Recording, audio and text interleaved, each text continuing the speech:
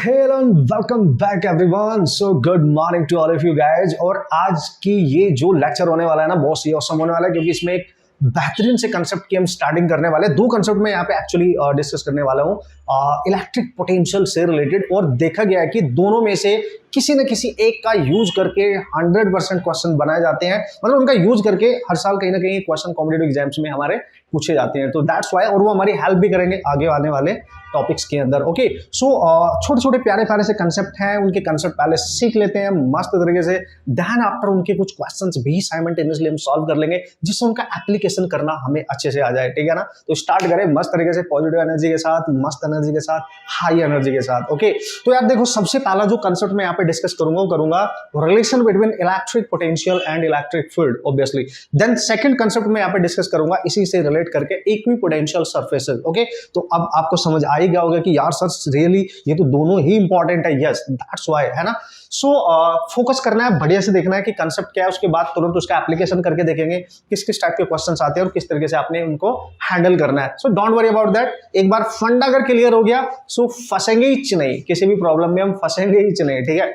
Okay sir, तो सबसे पहले हम बात करेंगे दोस्तों रिलेशन की। Okay, between electric field and potential.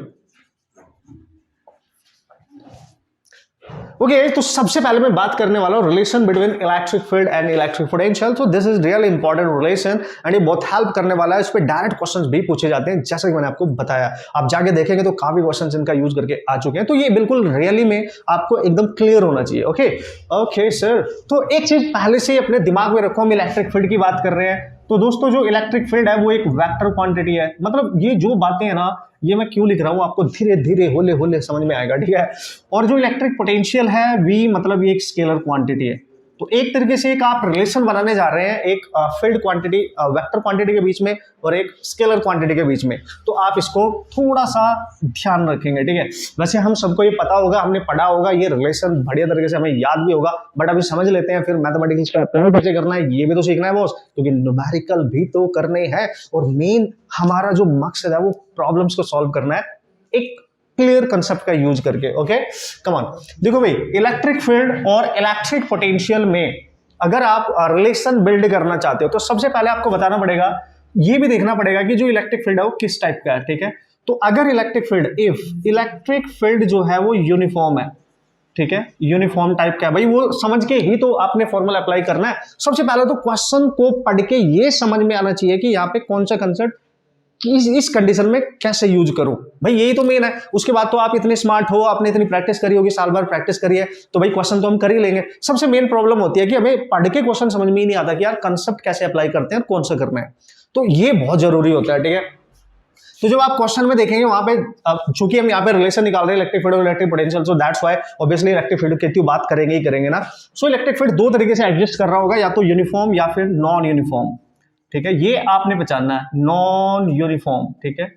अगर वो नॉन यूनिफॉर्म इलेक्ट्रिक फील्ड है तो क्या करना है, अगर यूनिफॉर्म टाइप का इलेक्ट्रिक फील्ड है तो क्या करना है, और ये सब आपको पता है। यूनिफॉर्म का मतलब कुछ लाइंस गिवन होंगी, बिल्कुल straight lines, parallel, equidistance, something type की।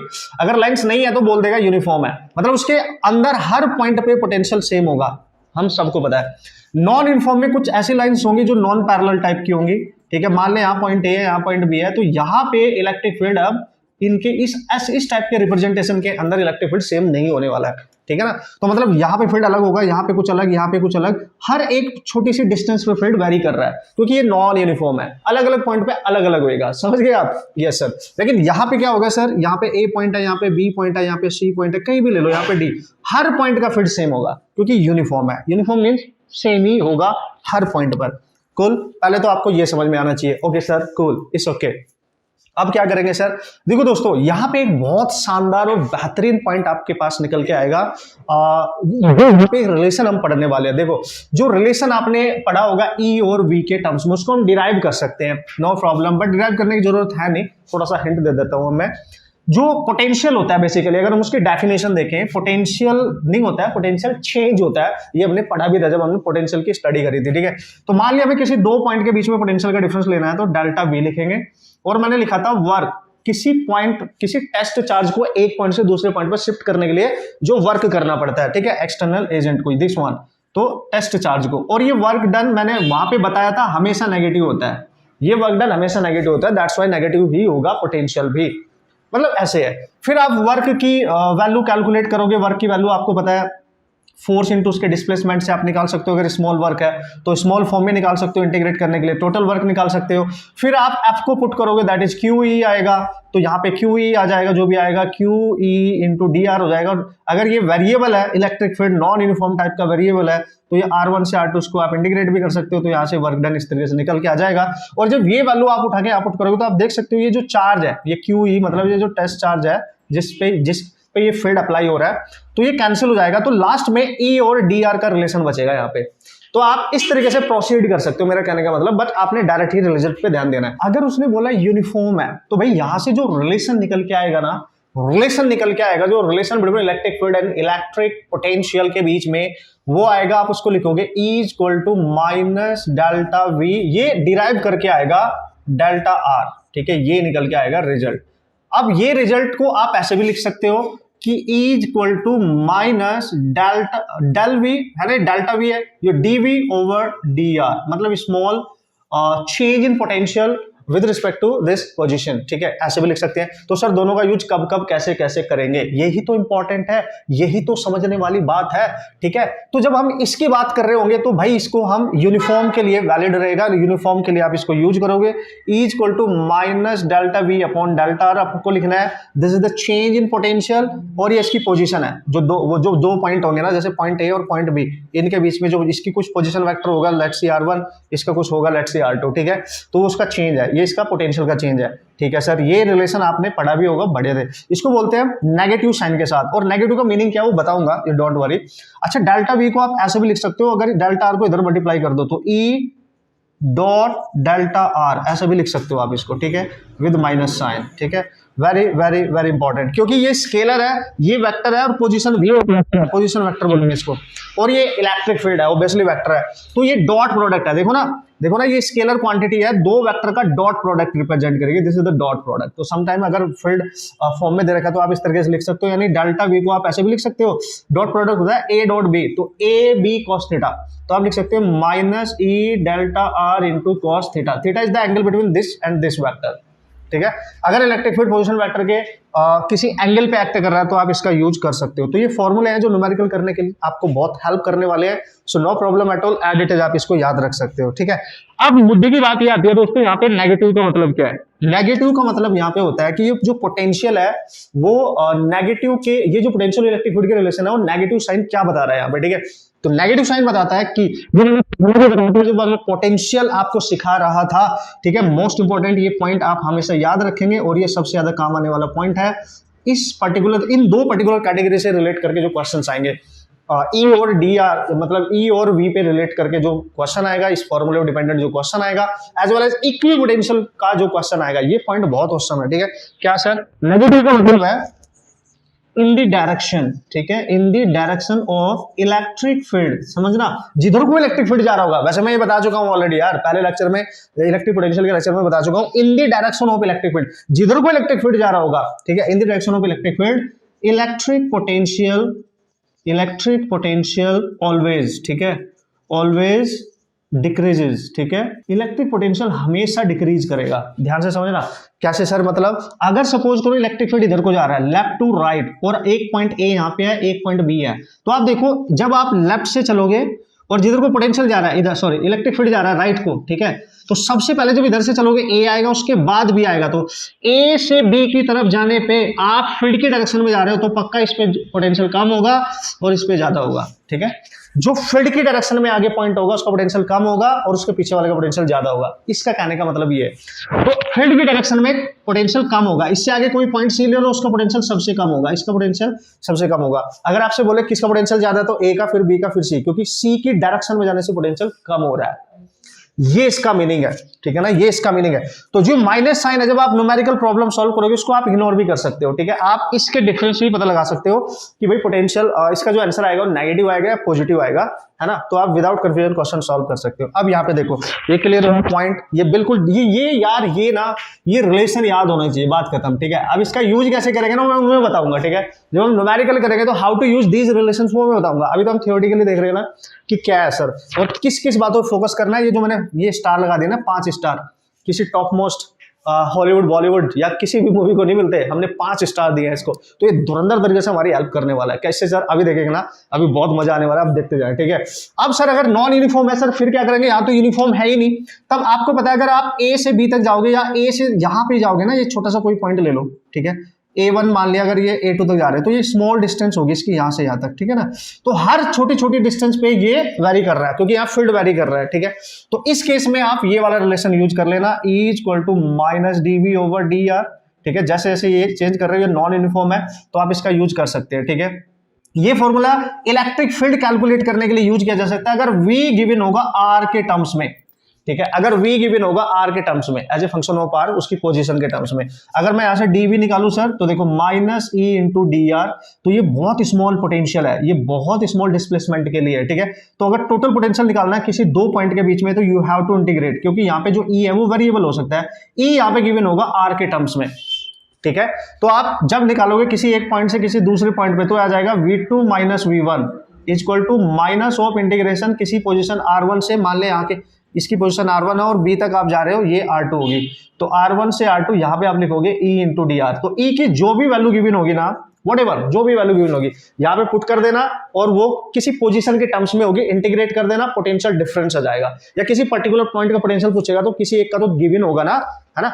अभी फिलहाल आप इसको याद रखेंगे, बाकी मैं बताऊंगा कि कैसे यूज करना है, ठीक है जी।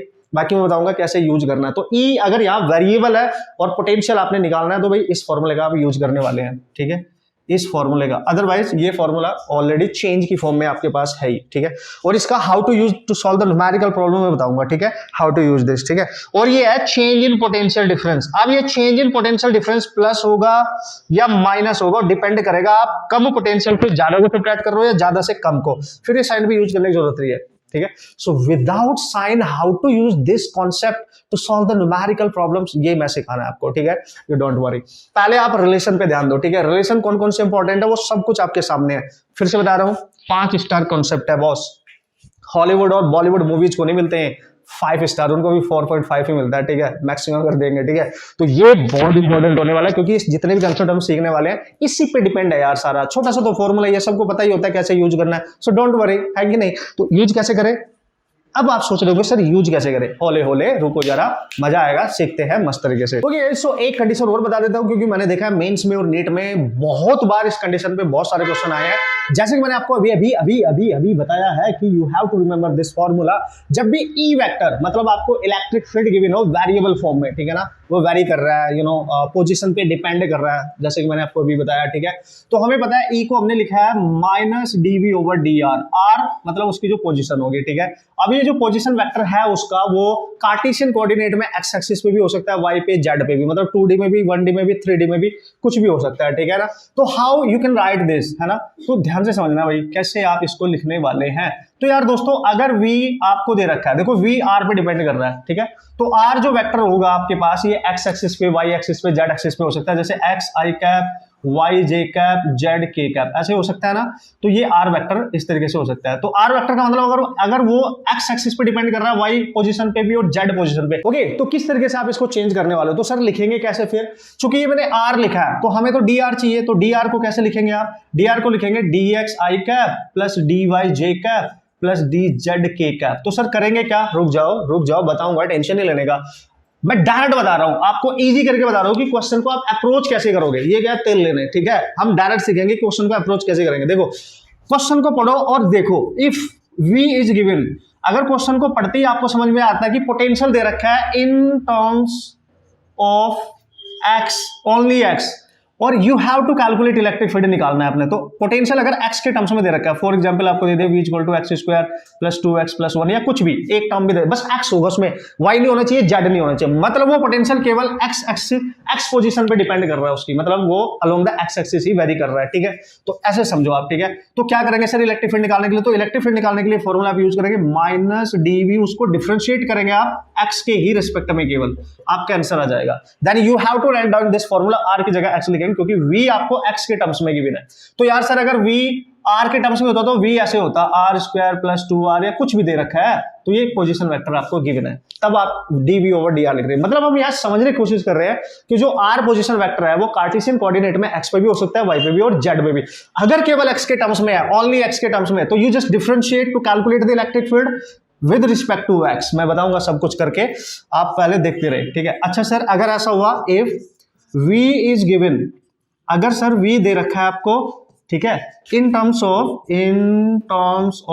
x एंड y, मतलब 2D में है, तो v जैसे दे रखा होगा x स्क्वायर प्लस y, तो अगर v की वैल्यू ऐसी दे रखी है जिसमें x भी और y भी हो, तब क्या करेंगे सर, नो प्रॉब्लम। तब आप क्या करने वाले हो, ध्यान से समझना, देखना, तब चूंकि v x पे भी डिपेंड कर रहा है, y पे भी, तब आपको ex निकालना पड़ेगा, पार्शियल डिफरेंशिएशन करना पड़ेगा। जब आप ex निकालोगे माइनस dv ओवर dx करके, उस समय y को कांस्टेंट लेना, y को कांस्टेंट लेके चलना, समझना, ठीक है। तो v x पे भी डिपेंड कर रहा है, y पे भी, तो दो इलेक्ट्रिक फील्ड आएंगे, x पे भी और y पे भी। पहले हम उस गिवन इक्वेशन को डिफरेंशिएट करेंगे x के रिस्पेक्ट में, इसको बोलते हैं पार्शियल डिफरेंशिएशन, ठीक है। उस समय जिसके रिस्पेक्ट में डिफरेंशिएट कर रहे होते हैं, दूसरे वाले को कांस्टेंट या तीसरे वाले भी होगा तो उसको कांस्टेंट मान लेंगे। जब हम y के रिस्पेक्ट में डिफरेंशिएट करेंगे v को, और y निकाल रहे हैं तो dy लिखेंगे यहाँ पे, और उस समय x को कांस्टेंट मान लेंगे। तो ये तरीका है। तो सर यहाँ तो दो इलेक्ट्रिक फील्ड आएंगे, कौन सा आंसर होगा भाई, रुक जा, रिजल्टेंट होगा, इनमें से कोई इंडिविजुअल नहीं होगा, रिजल्टेंट, क्योंकि इलेक्ट्रिक फील्ड एक्स एक्सिस पे भी आ गया, वाई पे भी आ गया, ठीक है। इलेक्ट्रिक फील्ड यहाँ पे एक्स एक्सिस पे भी है, लेट्स सी, वाई पे भी है, तो उसका रिजल्टेंट निकालेंगे फिर हम। तो हम लिखेंगे नेट इलेक्ट्रिक फील्ड, हम लिखेंगे एक्स एक्सिस पे electric field plus y axis पे इलेक्ट्रिक फील्ड, अगर वेक्टर में लिखना है, ठीक है। अगर टोटल लिखना है तो भाई इसका मैग्नीट्यूड ले लेना, under root of E x square plus E y square. ये कंसेप्ट बता रहा हूँ कि क्वेश्चन करेंगे कैसे। जब मैं क्वेश्चन करूंगा तो आपको बिल्कुल सब कुछ क्लियर होगा। पहले पहचानना तो सीख लो कि क्या दे रखा है क्वेश्चन में, रीडिंग करने के बाद आपको पता होना चाहिए कि क्वेश्चन में क्या गिवन है, उसी के अकॉर्डिंग कंसेप्ट यूज करेंगे। कभी कभी वो वेक्टर में नेट फील्ड पूछेगा, कभी कभी रिजल्टेंट, तो रिजल्टेंट तो आपको निकालना ही आता है, आई के कोएफिशिएंट का स्क्वायर प्लस जे के कोएफिशिएंट का स्क्वायर। अगर जेड भी होता है तो जेड तक ले जाते यार, हमारे क्या जा रहा है, नहीं, यस। अच्छा सर ठीक है, ओके, इस ओके। अगर सर ऐसा हुआ तो इफ V इज गिवन, अगर V दे रखा है, पहले मैं V की बात कर रहा हूं, E की नहीं, यहां पे पोटेंशियल दे रखा है, इलेक्ट्रिक फील्ड पूछ रहा है। अगर इलेक्ट्रिक फील्ड गिवन होता और पोटेंशियल पूछता तो भी करेंगे, बताऊंगा ना, ठीक है। तो V is given in terms of X, Y and Z, ठीक है, ऐसे लिख लेना, इन terms of X, Y, Z, तीनों ही है। Let's see x square plus 2xy, कुछ भी दे सकता है, बस ये देखना तीनों ही है, X भी, Y भी और Z भी, तीनों है। तब आप क्या करेंगे, तीन इलेक्ट्रिक फील्ड निकालने पड़ेंगे आपको, ठीक है, क्योंकि V X पे भी है, Y पे भी है और Z पे भी है, ठीक है। तो तीन वेरिएबल है यहाँ पे, कार्टेशियन ही, 3D में है यार, इस तरीके से समझो 3D। तो सबसे पहले जब आप EX निकालेंगे ना, तो आप लिखेंगे dV ओवर dx, तो X को छोड़ के Y और Z को कांस्टेंट मान के डिफरेंशिएट करना पार्शियली, ठीक है। और जब Y निकालेंगे तो समझ गए होंगे अब आप मेरी भावनाएं, तो Y के रिस्पेक्ट में करना और X और Z कांस्टेंट मान लेना, ठीक है। जब आप ई जेड निकालेंगे सर तो minus DV over D z करना और एक्स और वाई को कांस्टेंट मान लेना, बस यही तो प्रोसेस है। अब क्या करेंगे सर, नेट निकालने के लिए, तो अभी तो बताया मैंने, अगर नेट निकालना है वेक्टर फॉर्म में तो क्या करोगे, नेट निकालना है अगर वेक्टर फॉर्म में टोटल, तो जो ई एक्स आया वो आई एक्सिस पे होगा, एक्स एक्सिस पे आई वेक्टर होता है, और जो ये जे एक्स पे होगा और ये जेड वाला के पे होगा। अगर इसका रिजल्टेंट का मैग्नीट्यूड निकालना है तो अंडर रूट ऑफ एक्स वाले का स्क्वायर, वाई वाले का स्क्वायर और जेड वाले का square, this is your final answer, ठीक है। मतलब इस तरीके से आप अप्लाई करेंगे। सो this is the way how you can approach the type of problem, जो इस तरीके के क्वेश्चन आएंगे। बस याद रखना, जब पोटेंशियल गिवन हो, इलेक्ट्रिक फील्ड पूछे, तो देख लेना पोटेंशियल सिंगल वेरिएबल पे डिपेंड कर रहा है या डबल पे या तीनों पे कर रहा है, एक्स पे कर रहा है, वाई पे कर रहा है, जेड पे कर रहा है। अगर सिंगल पे कर रहा है, जैसे एक्स पे कर रहा है, तो एक ही पोटेंशियल, एक ही इलेक्ट्रिक फील्ड आएगा, एक्स पे हो चाहे फिर वाई पे हो फिर जेड पे हो, समझ गए। अगर दो पे है तो दो पे, तीन पे है तो तीन पे, फिर नेट निकालना आपको आना चाहिए, ठीक है। तो भाई ये है इसका तरीका कि how to apply this formula, you know, अगर इस टाइप के क्वेश्चंस आते हैं, ठीक है, अगर इस टाइप के क्वेश्चंस आते हैं तो कैसे यूज करना है। अच्छा सर, कहानी में ट्विस्ट कब आएगा? अगर आपको इलेक्ट्रिक पोटेंशियल पूछे और इलेक्ट्रिक फील्ड गिवन हो तब क्या करेंगे? रुको जरा, रुको, बता रहा हूं। Okay, so here we go. This is the next condition, awesome condition, important condition for every exam. मैंने बोला ना आपको, बहुत बार इस पे क्वेश्चन डायरेक्ट पूछे गए हैं। बस आपको थोड़ा सा बेसिक मैथमेटिक्स पता होनी चाहिए, डिफरेंशिएशन का बेसिक रूल आना चाहिए, इंटीग्रेशन का बेसिक रूल आना चाहिए, नथिंग एल्स। उसके बाद ये छोटा सा कंसेप्ट पता होना चाहिए, इलेक्ट्रिक फील्ड और इलेक्ट्रिक पोटेंशियल का जो रिलेशन है। तो मचा देंगे फिर हम, हर टाइप के क्वेश्चन फोड़ेंगे। अभी मैं आपको करके दिखाऊंगा। पहले सिखा रहा हूं कि after reading the problem how to recognise कि यार इसमें यही कंसेप्ट यूज होना है। सबसे मुद्दे की बात तो वही होती है ना। एक बार वो आपने पकड़ लिया, क्वेश्चन तो सॉल्व हम कर ही लेंगे, ठीक है ना। इतने तो डब्बा हम है ही चुने बॉस, ठीक है। ओके, तो यार सर देखो, मुद्दे की बात क्या है? Point number 2, very important. Point number 2 क्या है सर? अगर इलेक्ट्रिक फील्ड गिवन हो क्वेश्चन में and we have to calculate the potential, electric potential पूछा जाए या पोटेंशियल डिफरेंस पूछा जाए, then what to do man? तो नो प्रॉब्लम। पिछले वाले में मैंने क्या बताया? पोटेंशियल गिवन था, इलेक्ट्रिक फील्ड पूछा है, तो डिफरेंशिएट करेंगे ना, सीधी सीधी बात है। क्योंकि E minus DV over d r, इसको बोलते हैं नेगेटिव ग्रेडियंट। ग्रेडियंट का मतलब differentiation of V with respect to r, और नेगेटिव है ग्रेडियंट ही तो एक तरीके से जब कोई फंक्शन किसी डिस्टेंस के पोजीशन के रिस्पेक्ट में वेरी करता है तो ग्रेडियंट है बॉस। तो यार सर ये डिफरेंशिएशन हम तब कर रहे थे जब हमें v गिवन था। If v is given, v अगर हमें दे रखा हो और हमसे ये पूछा जाए तब हम ये डिफरेंशिएट कर रहे थे। यस बिल्कुल। लेकिन यहाँ पे क्या है? इलेक्ट्रिक फील्ड गिवन है और v पूछा है, तो पता क्या करना है? यहाँ से dv निकालो, तो माइनस डीवी आएगा, इसको इधर मल्टीप्लाई करो, E इंटू डी आर, जो अभी जस्ट पहले मैंने डेफिनेशन में आपको बताया था जब मैं कंसेप्ट समझा रहा था। सो डीवी को आप लिखोगे माइनस, इधर ले जाओ, इंटीग्रेट करो टोटल निकालने के लिए। तो भाई देखो, पोटेंशियल डिफरेंस होता है, पोटेंशियल नहीं होता है, ठीक है। तो दो पॉइंट को हमेशा डिफाइन करेगा। तो लेट्स सी, किसी एक पॉइंट पे पोटेंशियल V1 इनिशियल पोटेंशियल और फाइनल पोटेंशियल का किसी दूसरे पॉइंट पे V2 है, तो जो E होगा वो R पे डिपेंड कर रहा होगा, ठीक है। यहाँ पे E R पे डिपेंड कर रहा होगा, R मींस पोजीशन वेक्टर। तो R पे कैसे डिपेंड कर रहा होगा? R यहाँ पे एक्स एक्सिस पे भी हो सकता है, Y पे भी, Z पे भी, कुछ भी हो सकता है, ठीक है। कूल। तो जो E है ना, ये E, ठीक है, तो ये एक वेरिएबल है, ठीक है, यानी E will be the function of here R, ठीक है। अगर R की जगह में X ले लो तो X, Y होगा तो Y, Z होगा तो Z, दोनों होंगे तो X भी, Y भी, सब लेंगे, ठीक है। और इसको हम लिमिट बना देंगे R1 से R2। तो यहां पे हमेशा आप लिख सकते हो, जब आप इसको ओपन करोगे dv का इंटीग्रेशन v और लिमिट लगा देना v1 से v2, तो यहां बनेगा minus integration of r1 to r2 E into dr. Now you can write it, okay, something like that. तो आप क्या लिखेंगे सर? देखो, v की जगह पहले अपर लिमिट, फिर माइनस करके लोअर लिमिट, तो v2 माइनस v1 लिखेंगे और equal to minus integration r1 से r2 E into dr। तो भाईजान ये फॉर्मूला आप डायरेक्ट भी याद रख सकते हो, डायरेक्ट माइनस इंटीग्रेशन r1 से r2 E into dr।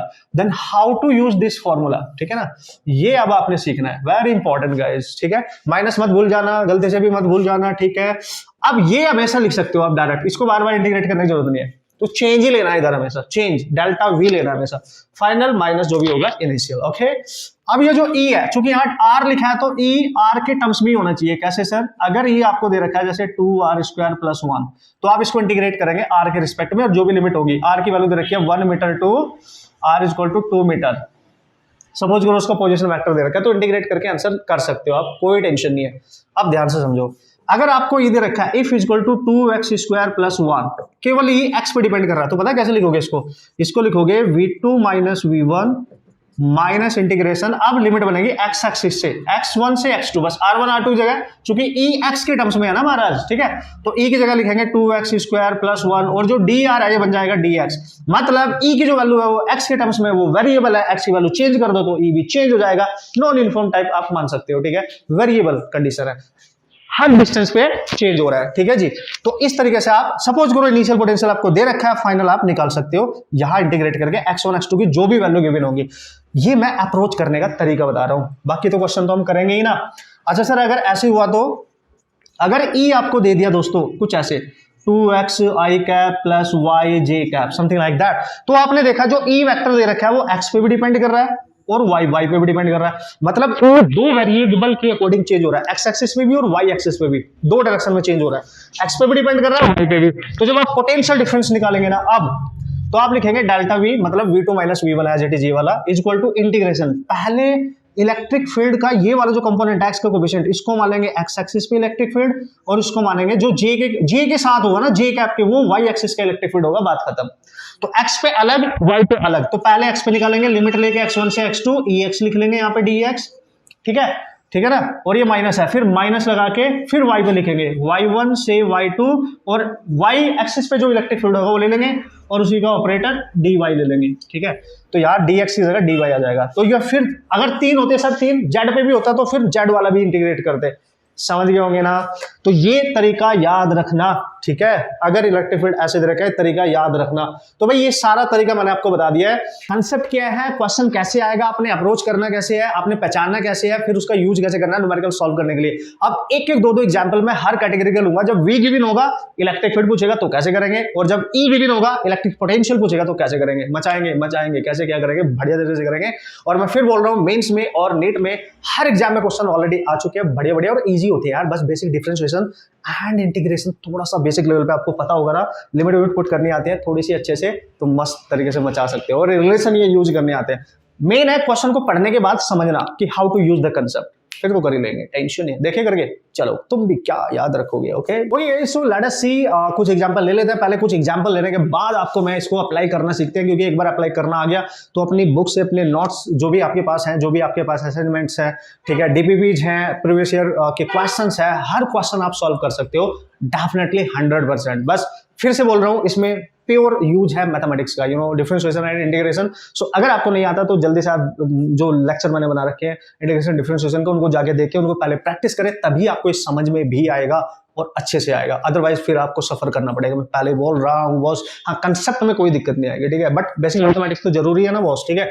तो क्या करेंगे सर, देखो अगर आपको दे रखा है इलेक्ट्रिक पोटेंशियल, उसने बोला if v equal to 4x² - 1, उत्तरी मैंने देखते पहचान लिया कि v जो है वो x के टर्म्स में है, ना इसमें y है ना z है, मतलब यहाँ पे पोटेंशियल केवल x पे डिपेंड कर रहा है, x पोजीशन पे डिपेंड कर रहा है, उसकी x एक्सिस पे जो भी डिस्टेंस होगी, पोजीशन होगी, उस पर डिपेंड कर रहा है sir.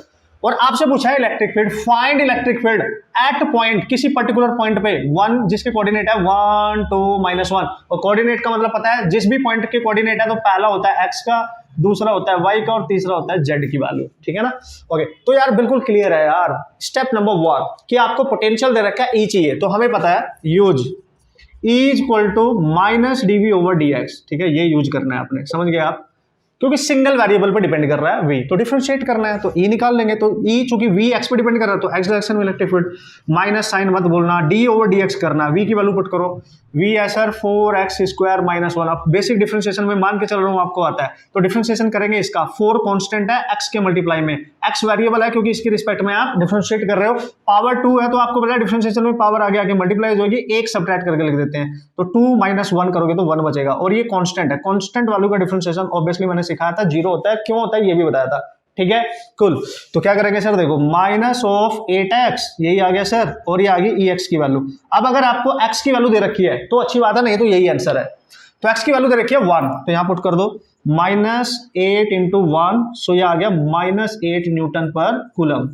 This is your answer. x direction में इतना फील्ड होगा, नेगेटिव डायरेक्शन, ठीक है, तो आप देख सकते हैं क्लियरली, नो प्रॉब्लम। और मैंने आपको बताया था इस नेगेटिव का मतलब होता है फील्ड की डायरेक्शन में जाने से पोटेंशियल कम होता है, तो डोंट वरी अबाउट दैट, ठीक है। तो ये हो गया सर, ठीक है। और थोड़ा सा अच्छा बनाते हैं, हर कैटेगरी में बताऊंगा, आप टेंशन नहीं लेने का, और थोड़ा सा अच्छा बनाते हैं सर। अगर उसने v दे दिया हो, v equal to x² y², तो नो प्रॉब्लम, इलेक्ट्रिक फील्ड निकाल लो। देखो अगर सिंगल वेरिएबल है तो ऐसे ही करना है, तो कुछ भी कर लो, ठीक है।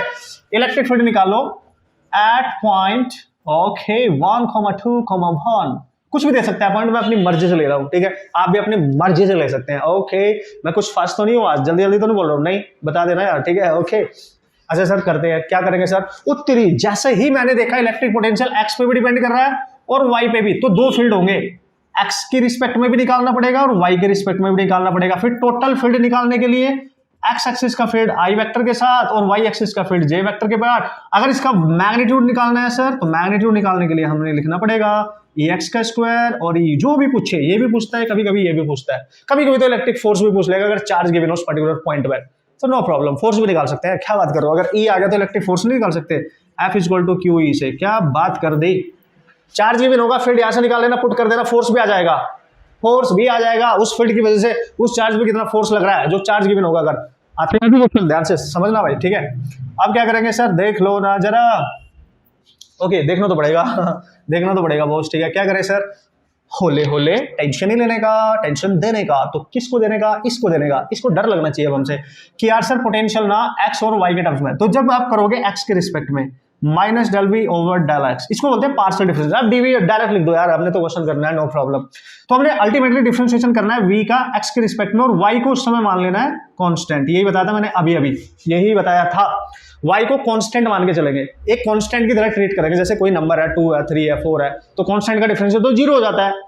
ओके, अब कैसे करें सर, देखो E x equal to minus d V over d x, V की वैल्यू पुट कर लो। पहले पहले आपको सिखा रहा हूं मैं, वैसे हम डायरेक्ट भी कर सकते हैं अगर स्मार्ट हो, आपको परफेक्ट तरीके से डिफरेंशिएशन आता है, बट मैं लिख के दिखा रहा हूं यार। कुछ बच्चे ऐसे भी होते हैं जिनको बेसिक लेवल पे थोड़ा सा कम पता होता है, उतनी प्रैक्टिस उनकी मैथमेटिक्स में नहीं होती, तो दैट्स व्हाई मैं वैसे भी बता रहा हूं, ठीक है। सो ई एक्स मैं लिखूंगा सर, माइनस बाहर रखो।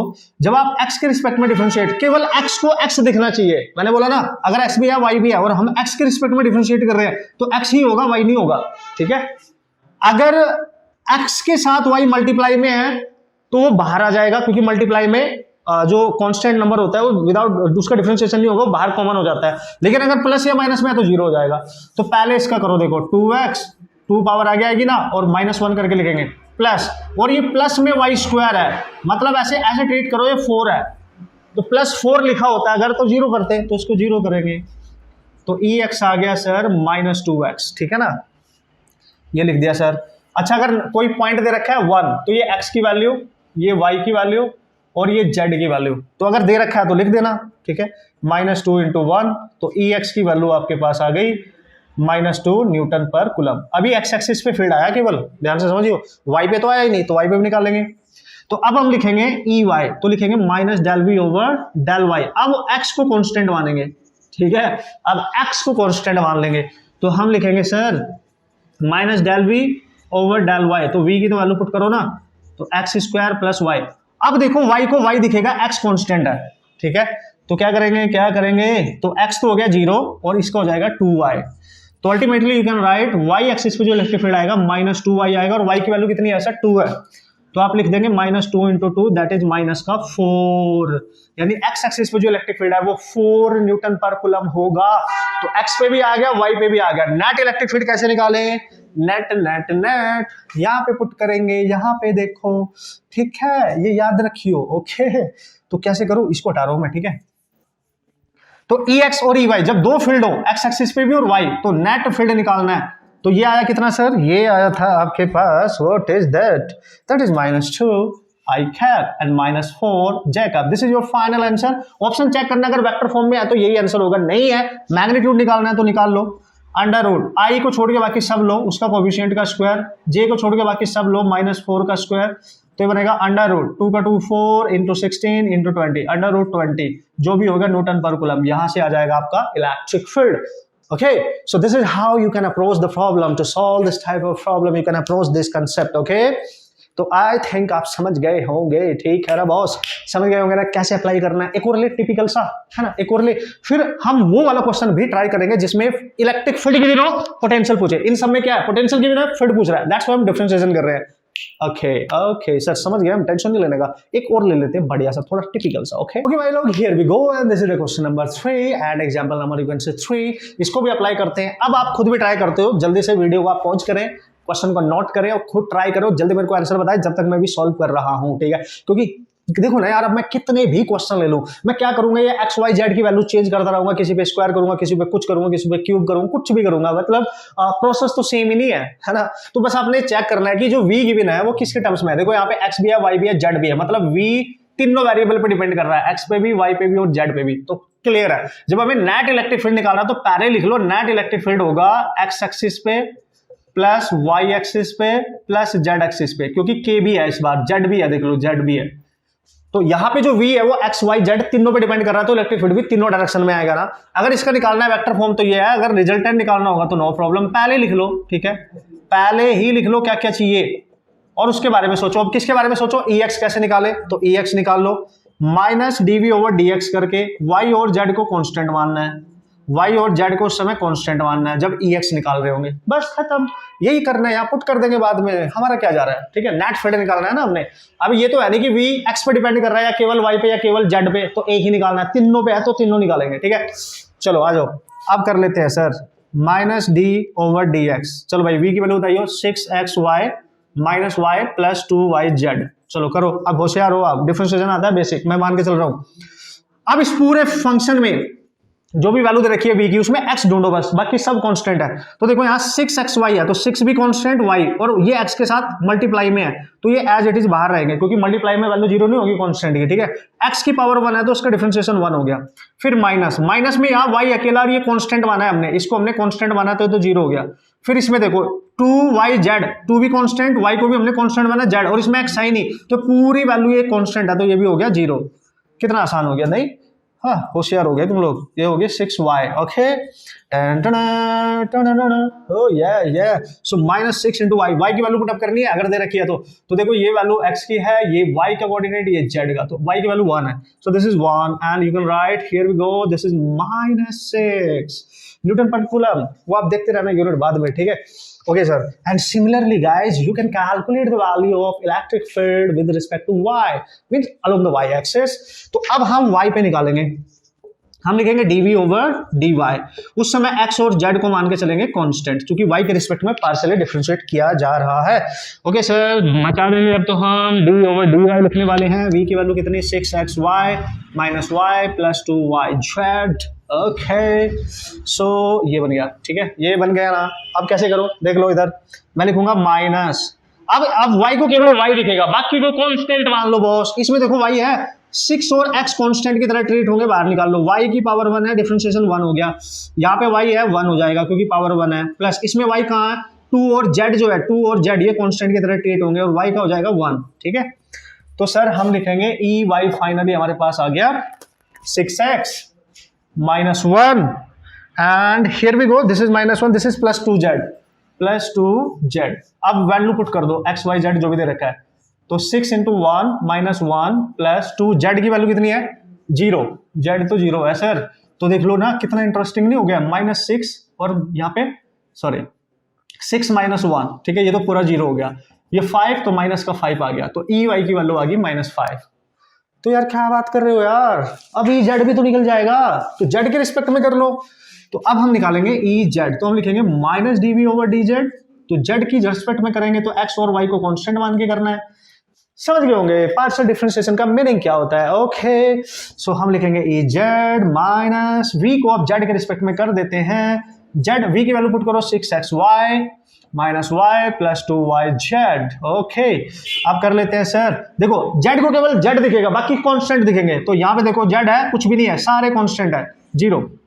यहाँ पे देखो -0, यहाँ पे देखो इसमें z है 1 तो 2y बचेगा, बस 2y बचेगा क्योंकि z का हो जाएगा 1 क्योंकि इसकी पावर ही 1 है ना यार। तो ez आ गया सर, ez कितना है सर माइनस, अंदर देख लो यहाँ पे बचा माइनस, ये तो हो गया 0 2y, तो आप लिखोगे -2 इंटू वाई की वैल्यू कितनी है सर 1, सो दिस इज 1। तो ई जेड की वैल्यू कितनी आ गई sir -2। Come on E z आ गया। अब सब कुछ बता दिया मैंने, इससे ज्यादा और क्या आएगा, ज्यादा एक्स की पावर दे देगा, वाई की पावर दे देगा, जेड की कुछ पावर लगा देगा। करने का तरीका तो सेम ही रहेगा, एक्स वाई जेड भी देख लिया, एक्स भी देख लिया, एक्स वाई या वाई जेड भी देख लिया, वाई एक्स भी देख लिया, सब कुछ है ना, मतलब 1D भी देख ली, 2D भी देख ली, 3D में भी देख लिया, ठीक है। अब नेट फील्ड अगर निकालना है तो चांदी मेरे यहाँ पुट कर दो। तो नेट फील्ड आपके पास आ रहा है, एक्स पे कितना आया था चेक कर लेना, कैलकुलेशन मिस्टेक हो सकती है, कैलकुलेशन कोई बड़ी बात नहीं, कंसेप्ट में मिस्टेक नहीं होनी चाहिए, ठीक है। तो एक्स की वैल्यू आई थी -6, तो -6 यानी ई एक्स की वैल्यू आई कैप पे। फिर वाई की वैल्यू कितनी आई sir -5 j cap and this is -2 k cap. This is your final answer. और अगर इसका मैग्नीट्यूड भी चाहिए तो √-6 का स्क्वायर प्लस -5 का स्क्वायर प्लस माइनस कोफिशिएंट का स्क्वायर करते हैं ना, जो भी होते हैं सॉल्व कर लेना, जो भी आएगा आंसर आप बता सकते हैं, no problem. This is how you can apply this concept. देख लो आपके सामने है सब कुछ, आराम से समझना, कोई दिक्कत नहीं है, कोई जल्दबाजी वाली बात नहीं है। आराम से आप क्वेश्चन को सॉल्व कर सकते हो, क्रैक कर सकते हो, पंगे ले सकते हो उसके साथ और उसको फोड़ सकते हो, ठीक है। ये है तरीका, बढ़िया से देखना, रिपीट करके देखना, अगर से एक बार में समझ में नहीं आया, होप सो आ ही गया होगा, क्योंकि मिशन है मेरा कि हर टाइप के बच्चों को मैंने सारे कॉन्सेप्ट सिखाने ही है। कितना भी टिपिकल हो, कंसेप्ट सबको सिखाना है, क्वेश्चन करना सबको सिखाना है, ठीक है। इतना आसान बनाना है फिजिक्स को, ओके, नीट और जेई मेंस के एंट्रेंस के लिए। ओके गाइस, होप सो आपने एंजॉय किया होगा, मस्त तरीके से उसको अप्लाई किया होगा। अब चलते हैं type number 2, when electric field is given and we have to calculate electric potential, then what to do, come on. Okay so here we go. इस क्वेश्चन के थ्रू आप सारी टेक्निक सीख जाओगे। मतलब अगर ये दे रखा है तो कैसे करना था, अब ये दे रखा है तो कैसे करना है। तो यहाँ पे क्या दे रखा है सर, यहाँ पे उसने बोला अगर इलेक्ट्रिक फील्ड है, देखो if electric field is this in a particular region, क्योंकि एक पर्टिकुलर रीजन है वहां पे इलेक्ट्रिक फील्ड दे रखा है, और आपसे पूछा गया है इलेक्ट्रिक पोटेंशियल पूछा है, इलेक्ट्रिक पोटेंशियल एट पॉइंट 1,2, ठीक है। अब की बार फील्ड दे रखा है, पोटेंशियल पूछा है, if potential at origin, origin के कोऑर्डिनेट क्या होते हैं 0,0 इज 0, मतलब ओरिजिन पे जो पोटेंशियल है इनिशियली है ना, ओरिजिन लिख देता हूं तो वो 0 वोल्ट दे रखा है, समझ गए आप। पहले क्वेश्चन को ध्यान से पढ़ना है, क्या क्या दे रखा है ये भी समझना है, और क्या दिया क्या पूछा है उसके अकॉर्डिंग फॉर्मूला यूज करेंगे। तो याद करो वो जमाना जब मैंने आपको बताया था जब इलेक्ट्रिक फील्ड गिवन हो, पोटेंशियल पूछे तो क्या करेंगे, इंटीग्रेशन वाला मेथड यूज करेंगे। तब हम लिखेंगे change in potential can be written as minus of integration, चूंकि इलेक्ट्रिक फील्ड आई कैप के टर्म्स में है और जे में, तो ये वाला जो इलेक्ट्रिक फील्ड है ये वाई एक्सिस पे होगा और आई के साथ जो है वो एक्स एक्सिस पे होगा, तो दो इलेक्ट्रिक फील्ड है, ठीक है दो। तो आप पहले x1 से x2 लिखेंगे ex dx, फिर माइनस, ठीक है माइनस को मत बोलना, ठीक है, या फिर माइनस को कॉमन लेके सबको पहले इंटीग्रेट कर लेना, तुम्हारी मर्जी है। y1 से y2 ey dy, ये समझ गया ना क्या किया मैंने, ठीक है, क्योंकि e दे रखा है और v पूछा है, और e x के टर्म्स में सिंगल x पे भी डिपेंडेंट है, सिंगल y पे नहीं है, x पे भी है और y पे भी है, ठीक है सर। डेल्टा v को कैसे लिखेंगे सर, फाइनल माइनस जो इनिशियल पोटेंशियल है, यही लिखते थे माइनस x का कोऑर्डिनेट, देखो पहले इनिशियल पॉइंट पे x का कोऑर्डिनेट कितना है, इनिशियल पॉइंट कौन सा होगा याद रखना, ओरिजिन वाला, ओरिजिन से किस पॉइंट पे निकालना, ओरिजिन से दूर 1,2, तो ये है x की इनिशियल वैल्यू, तो ये होगी y की, और ये जो पहला है ये x की फाइनल वैल्यू और ये होगी y2, ठीक है, ये होगा y2। ध्यान से समझना लिमिट्स कैसे बनती है, ओरिजिन पे दे रखा है पोटेंशियल, ओरिजिन से दूर किसी पॉइंट पे 1, 2 पे पूछना है, तो ओरिजिन पे जो कोऑर्डिनेट होंगे वो x1 y1 होंगे, और उस पर्टिकुलर पॉइंट पे जिस पे पोटेंशियल पूछ रहा है वो x2 y2 होंगे। तो लिमिट बन गई, इसके लिए x1 कितना है सर 0, x2 कितना है सर इसके लिए 1, और ex की वैल्यू 3, तो 3 इंटू डी एक्स माइनस, ठीक है, यहाँ पे y1 कितना है सर 0, और पॉइंट पे 2, और ey की value 4y into D Y. अब कर लो बस डिफरेंस, इंटीग्रेशन ही तो है सिंपल। यहाँ पे देखो v2 ये पॉइंट, जिस पॉइंट की बात कर रहा है तो v2 को लिखेंगे जिस पॉइंट पे निकालना, और v1 ये ओरिजिन वाला है, ओरिजिन पे पोटेंशियल दे रखा है, ओरिजिन वाला लिख लेंगे बाद में, टेंशन नहीं है, ओरिजिन पे पोटेंशियल वैसे भी 0 है लिख लेना, ठीक है। तो माइनस, पहले इसको इंटीग्रेट कर लो, ये माइनस एज इट इज रहेगा, माइनस इंटीग्रेट 3 है कांस्टेंट है, dx का इंटीग्रेशन x, तो 3 इंटू एक्स, तो लिमिट है 0 से 3 को बाहर ही लो पहले, ठीक है, क्योंकि ये कांस्टेंट है ना, 3 को बाहर लो और dx का इंटीग्रेशन हो जाएगा x, और लिमिट है 0 to 1, फिर माइनस, यहाँ पे 4 बाहर ले लो, तो y की पावर 1 है इसका इंटीग्रेशन, इंटीग्रेशन में जो पावर होती है वेरिएबल की उसमें एक ऐड कर दो, ऐड होकर जो भी आएगा उसका डिवाइड करेंगे, तो 1 + 1 2, और 2 से डिवाइड करेंगे और लिमिट लगा देंगे 0 से 2। अब लिखेंगे -3, देखो x की जगह पहले अपर लिमिट 1, फिर माइनस करके लोअर लिमिट पुट करते हैं। मैं बहुत ही बेसिक लेवल पे जाके बता रहा हूं आपको, अगर किसी को नहीं भी आता तो भी समझ जाएगा। 4 और बाई 2, 4/2, तो देखो y की जगह पहले अपर वैल्यू, अपर लिमिट बोलते हैं, और y की जगह पुट कर दो, उसका स्क्वायर है, स्क्वायर एज इट इज रहेगा, फिर माइनस लगा के इसकी जगह 0, तो 0 का स्क्वायर, ठीक है, तो बनेगा -3 -2, अंदर बचेगा 4, तो -3 -8 एंड दिस इज -11, तो ये आ गया, ये तो 0 हो गया था, तो उस पॉइंट पे जो पोटेंशियल है वो इतना है 11 वोल्ट है माइनस में। उस पॉइंट पे जो पोटेंशियल पूछा है, find the potential at this point, इस पॉइंट पे पोटेंशियल है -11 वोल्ट, क्योंकि ओरिजिन पे दे रखा था 0, और जरूरी नहीं ओरिजिन पे हमेशा 0 ही होगा, जो दे रखा होगा वो लेंगे। सपोज करो ओरिजिन पे वोल्टेज होता है 2 वोल्ट 3 वोल्ट 4 वोल्ट या कुछ भी, प्लस में या माइनस में, तो हम यहाँ पे वही लेते हैं ये वाला, ठीक है। तो this is how you can approach guys, ठीक है। अब एक एग्जांपल मैं आपको दे रहा हूँ इस कैटेगरी में, ये मेरे को आप सॉल्व करके बताएंगे और प्रैक्टिस करेंगे मस्त तरीके से, करना जरूर, बताना भी जरूर। तरीका मैंने आपको बता दिया, बेसिक डिफरेंशिएशन इंटीग्रेशन के रूल है सारे, बाकी तो फॉर्मूले बता होने चाहिए, ठीक है। मजा आ रहा है कि नहीं बॉस। उसने बोला if E vector is equal to 2x i cap plus 3x² j cap, sorry y square, ठीक है, ये दे रखा है आपको। फाइंड पोटेंशियल एट पॉइंट 1, 2, 0, ठीक है। If potential at origin is, ठीक है, समझ गए आप, 3 वोल्ट, अगर ओरिजिन का पोटेंशियल है 3 वोल्ट ओरिजिन पे, तो बताओ इस पॉइंट पे कितना होगा पोटेंशियल, इस पॉइंट पे, ये इलेक्ट्रिक फील्ड दे रखा है, तो नो प्रॉब्लम, सेम सेम बिल्कुल बुक पे अप्लाई कर देना कंसेप्ट मस्त तरीके से। तो दोस्तों ये था relation between electric potential and electric field के कुछ न्यूमेरिकल प्रॉब्लम, उनके कंसेप्ट सब कुछ हमने अच्छे से देख लिया है। No problem at all. Hope so आप समझ गए होंगे सारे कंसेप्ट, और आप इनका जब एप्लीकेशन करोगे जाके तो हर टाइप का क्वेश्चन आप सॉल्व कर सकते हो, आई गारंटी। अब लास्ट कंसेप्ट है हमारा इक्विपोटेंशियल सरफेस, उसको समझेंगे। छोटा सा प्यारा सा क्यूट सा कॉन्सेप्ट है, नो प्रॉब्लम, कोई तकलीफ नहीं आएगी, और उसका यूज करके जो क्वेश्चंस आ सकते हैं या आए हैं जिस टाइप के क्वेश्चन, उनको हम क्रैक करेंगे और इजीली सॉल्व करेंगे, ठीक है। ओके, सो बात करते हैं यार इक्विपोटेंशियल सरफेस के कंसेप्ट की, क्योंकि पहला जो कंसेप्ट था बेसिक वाला इलेक्ट्रिक फील्ड और पोटेंशियल से रिलेटेड जो रिलेशन हमने देखा है उसके क्वेश्चंस भी हमने कर लिए हैं, no problem at all. Hope so आपने एंजॉय किया होगा, मस्त तरीके से आप सीख गए होंगे कि किस किस टाइप के क्वेश्चंस आ सकते हो, किस तरीके से आप उनको हैंडल कर सकते हो, ठीक है। अब हम बात करते हैं एक और बेहतरीन से कंसेप्ट की, जो जब जो मल्टी कंसेप्ट के न्यूमेरिकल प्रॉब्लम आते हैं ये पोटेंशियल में, इलेक्ट्रिक फील्ड में, है ना, कहीं भी यूज हो सकता है, that is the equipotential surface, ठीक है। So how to define this concept and how to use this concept to solve the numerical problem, ये सब सिखाने वाला हूं बढ़िया तरीके से, ठीक है। ओके गाइस, स्टार्ट कर लेते हैं अपना ये मिशन इस कॉन्सेप्ट को सीखने के लिए। Okay okay, come on come on come on, क्या करना है सर, इक्विपोटेंशियल है, ठीक है, इक्विपोटेंशियल, ठीक है सर, इक्विपोटेंशियल सरफेस की मैं बात कर रहा हूं। यस सर, बिल्कुल सही बात कर रहे हो आप, इक्विपोटेंशियल सरफेस की बात कर रहे हो आप।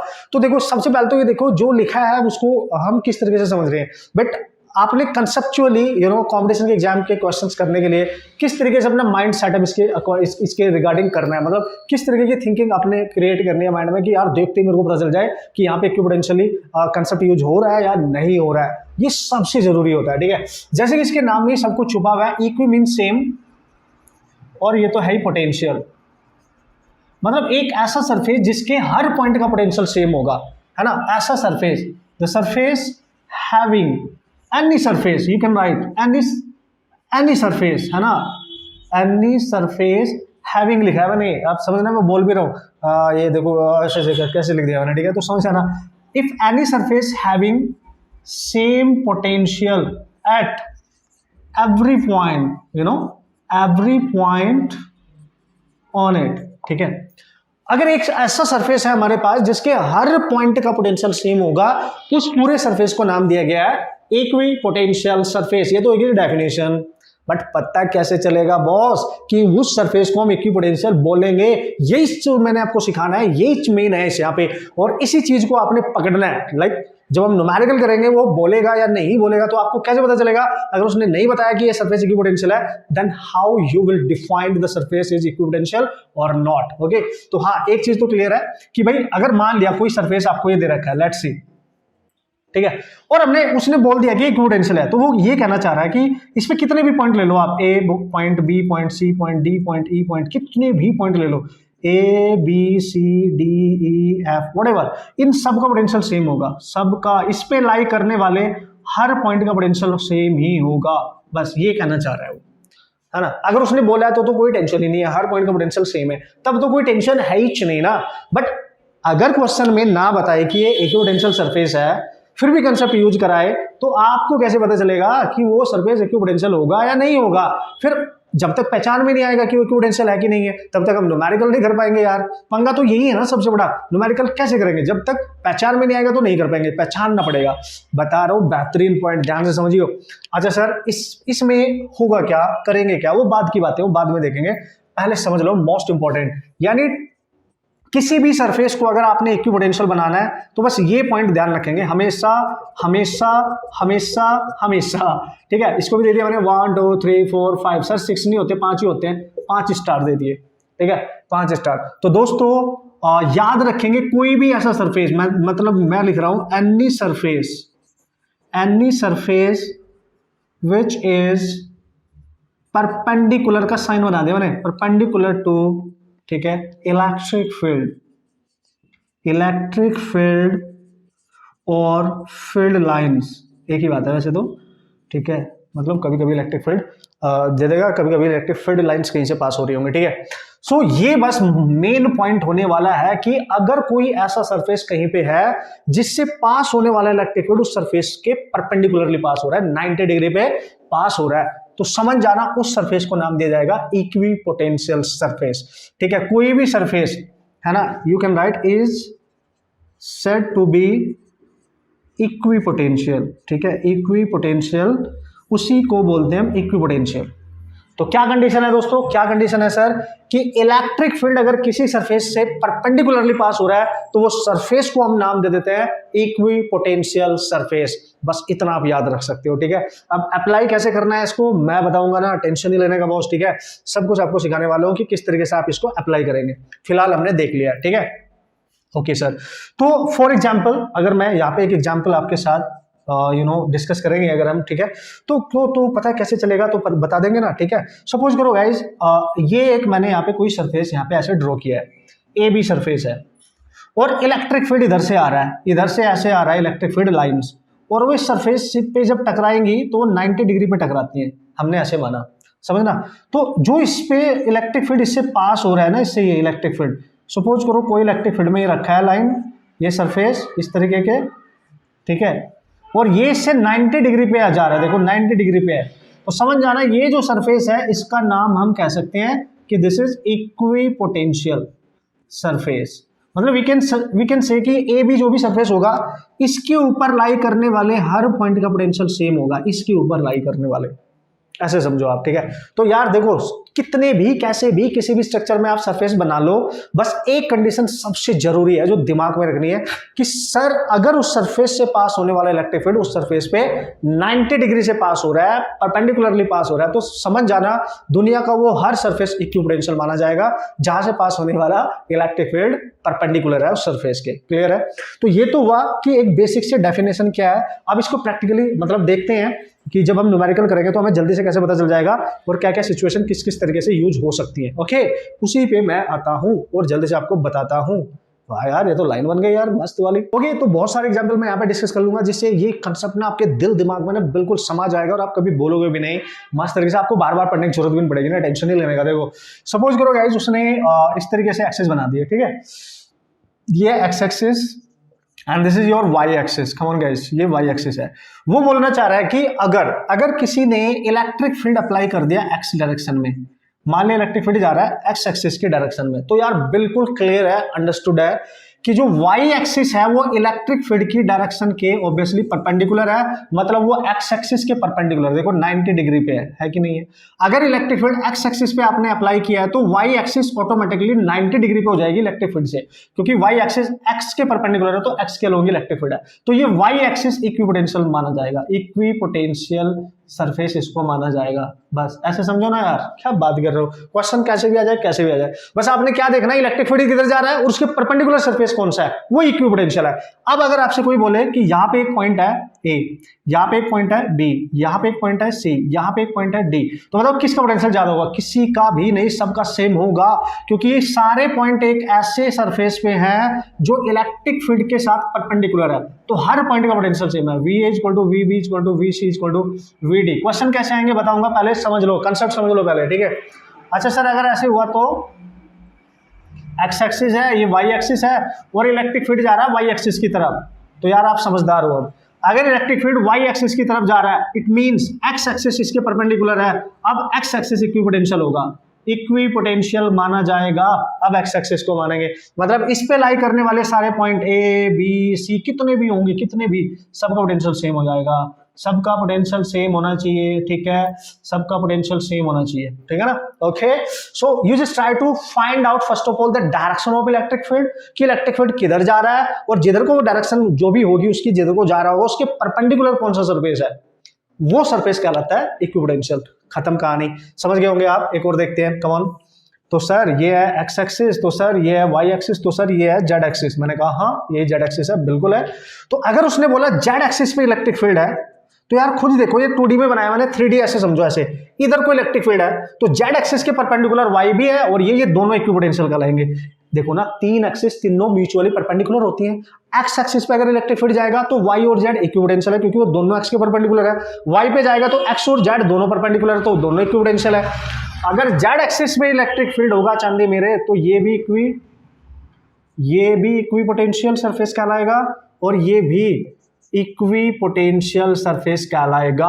मतलब चाहे पॉइंट एक्स एक्सिस पे हो या वाई एक्सिस पे हो, दोनों के पोटेंशियल सेम ही होंगे, ठीक है ना, क्योंकि जो इलेक्ट्रिक फील्ड है वो जेड एक्सिस पे है, ठीक है, क्योंकि तीनों एक्सिस म्यूचुअली क्या होती है, परपेंडिकुलर।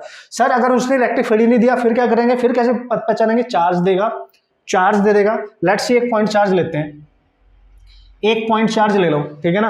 अब आपको पता है पॉइंट चार्ज से हर डायरेक्शन में इलेक्ट्रिक फील्ड जाएगा, बिल्कुल जाएगा कि नहीं, हर डायरेक्शन में लाइंस निकलती हैं। अब इस पॉइंट चार्ज से चांदी मेरे, इस पॉइंट चार्ज से सेम डिस्टेंस अवे, पॉइंट्स ले लो, सेम डिस्टेंस होनी चाहिए सबकी डिस्टेंस सेम लेनी है। क्यों लेनी है अभी बताऊंगा, टेंशन नहीं लेने का, ये भी बताऊंगा। ये जो डेफिनेशन लिखी थी उसको यहीं से कंप्लीट करेंगे।